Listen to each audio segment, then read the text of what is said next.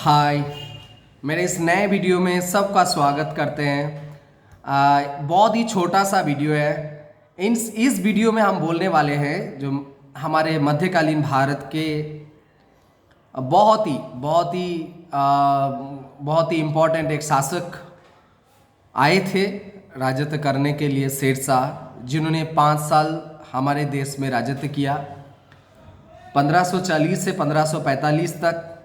इन 5 सालों में उनका जो एडमिनिस्ट्रेशन था, उन एडमिनिस्ट्रेशन के 4 मंत्री के बारे में आज हम बात करने वाले हैं, जो बहुत ही जॉब रिलेटेड जो एग्ज़ाम है, ऐसे एग्ज़ाम है, नॉर्मल एग्ज़ाम है, सब में आता है।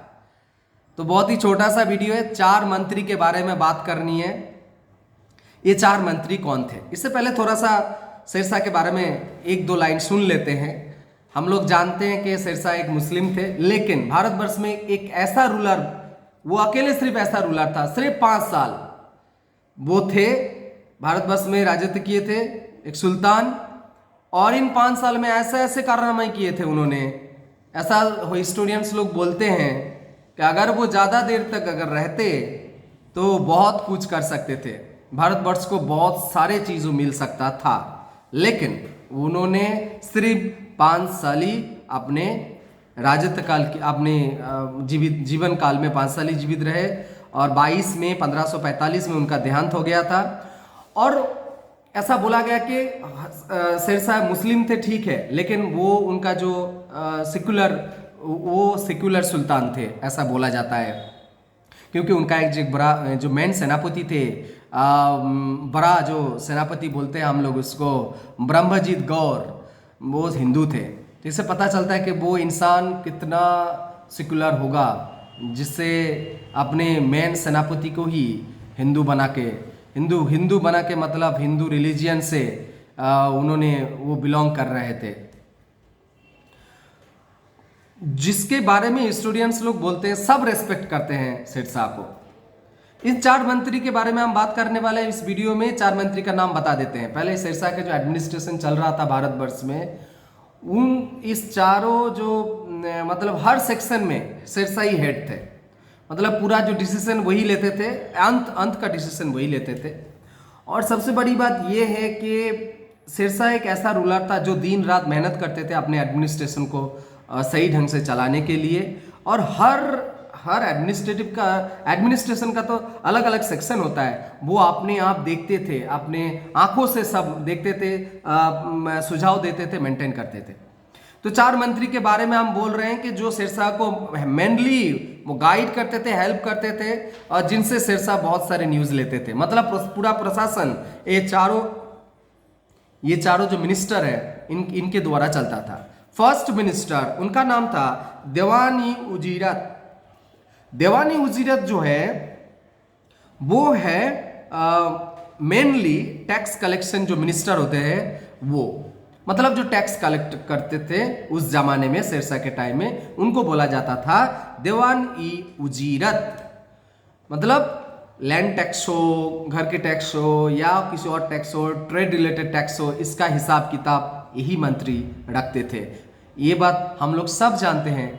पैसे किसी भी साम्राज्य के लिए, आज भी पूरे देश के लिए बहुत ही इम्पोर्टेंट चीज़ है, बहुत इम्पोर्टेंट थिंग्स है। अगर वो पैसा नहीं रहेगा तो कोई राष्ट्र नहीं चल सकता।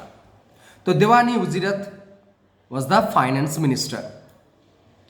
देवानी-आर्च दूसरा जो मिनिस्टर थे, देवानी-आर्च थे मिलिट्री मिनिस्टर, हम लोग बोल सकते हैं।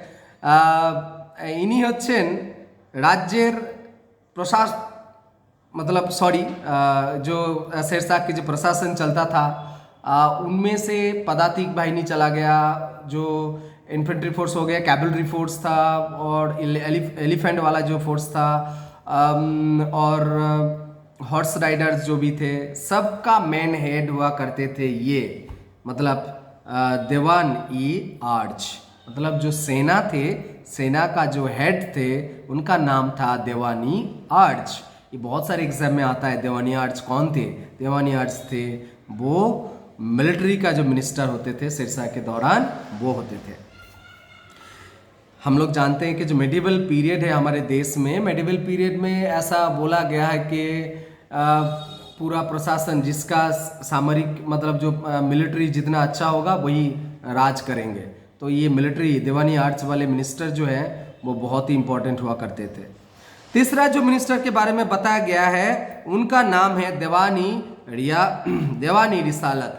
देवानी रिसालत जो है वो एक्सटर्नल अफेयर्स मिनिस्ट्री, जो आजकल हम बोलते हैं परराष्ट्र दफ्तर, विदेश दफ्तर के मंत्री जिसको बोला जाता है, क्योंकि शेरशाह राजा राजत्व कर रहे थे उसके साइड में जो भी राजा होते थे उनके साथ संबंध बनाना, चाहे वो खराब हो अच्छा हो, भाई इनके साथ रिश्ता बना के रखना और न्यूज़ आदान प्रदान करना, ये मंत्री का बहुत ही इम्पोर्टेंट हिस्सा है देवान ई रिसालत। और चौथा और फाइनल जो मिनिस्टर है वो है देवानी इंसा।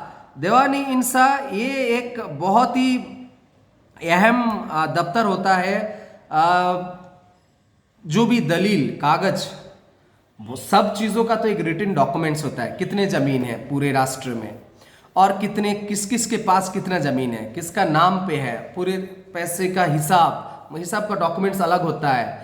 तो ये इन सब चीज़ों के बारे में मतलब दलील दस्तावेज जिसको हम बोलते हैं, जो मिनिस्टर रेस्पॉन्सिबल होते थे उनका नाम था देवानी इंसा।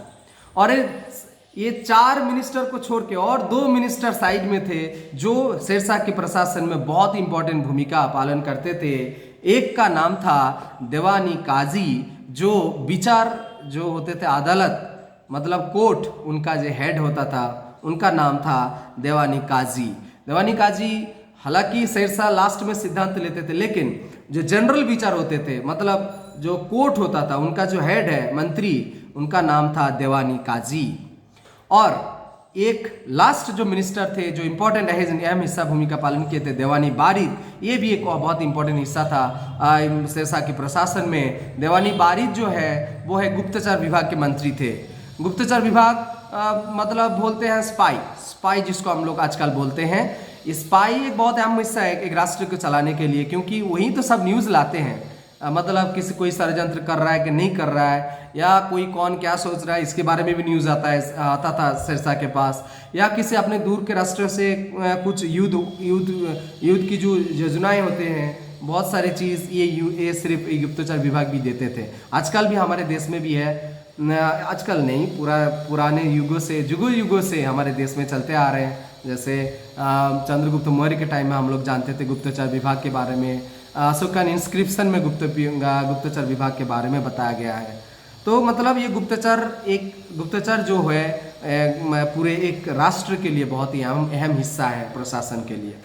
तो आज के लिए इतना, यही मैंने बताया, 4 मंत्री और 2 छोटा मंत्री मैंने बताया। आज के लिए वीडियो इतना ही। नेक्स्ट वीडियो में हम लोग नए टॉपिक के साथ मिलेंगे, तब तक के लिए सबका धन्यवाद।